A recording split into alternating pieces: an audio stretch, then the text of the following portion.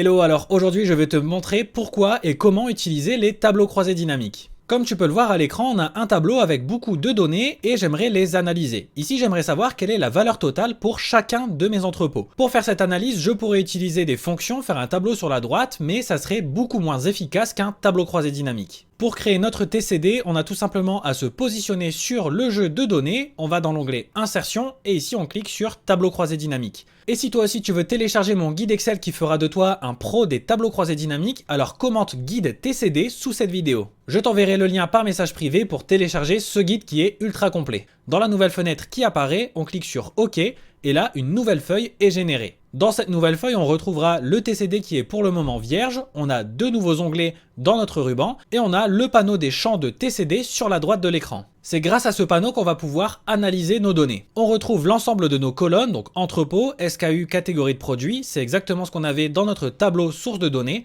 Entrepôt, SKU, catégorie de produits, et ensuite on va pouvoir ajouter les données qui nous intéressent pour l'analyse. Ici j'ai dit que je voulais analyser la valeur totale par entrepôt, je vais donc sélectionner entrepôt, et je vais sélectionner valeur totale. On peut tout de suite voir que le TCD a été alimenté, on va pouvoir le personnaliser, donc je fais un clic droit, format de nombre, dans la nouvelle fenêtre je vais mettre au format comptabilité, je mets le format euro, OK, et enfin je vais faire un clic droit encore une fois, trier du plus grand au plus petit, et tout de suite on peut voir la valeur totale par entrepôt, et c'est trié du plus grand au plus petit.